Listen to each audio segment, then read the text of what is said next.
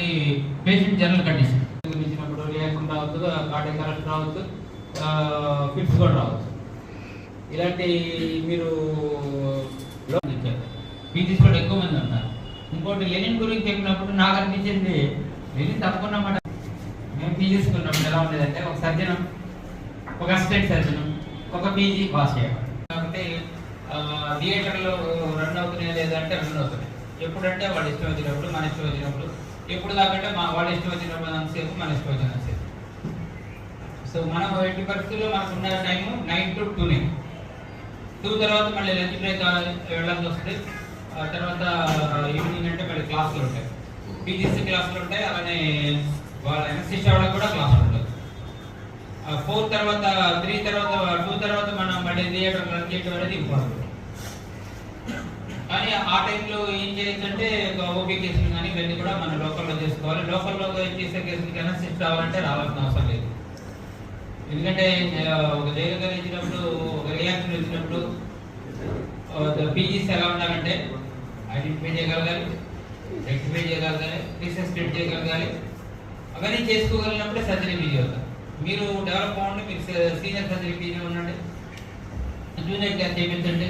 5-6 కేసులు 8 కేసులు ఉంటాయి. అసలు లోకల్లో 100% వాళ్ళు కూడా ప్రిన్సిపల్ ఉంటారు కాబట్టి మరీ అసెన్షియల్ అయితే పిలవచ్చు.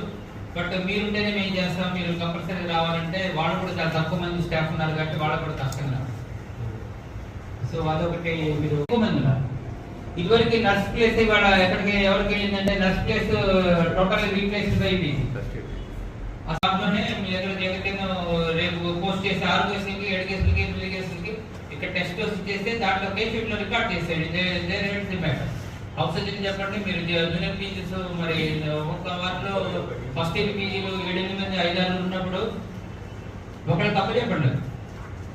డ్రగ్ సెన్సిటివ్ అనేది ఇది రెస్పాన్సిబిలిటీ అనేది సర్జరీ అవుతుంది. ఫైనల్ గా మీరు బయటకు వెళ్ళి సర్జరీ చేసినప్పుడు బ్లేమ్ అనేది మిమ్మల్ని చేస్తారు. కానీ యాసిస్ట్ ఏం చేస్తాడు, చంపేసి కూడా బాగానే ఉందని పక్కకి వెళ్ళిపోతారు. చివరికి మీ హాస్పిటల్ మీద రాళ్ళు పడతాయి, రప్పలు పడతాయి, పోలీస్ స్టేషన్లో కేసులు పడతాయి, ఒంటి మీద దెబ్బలు పడతాయి.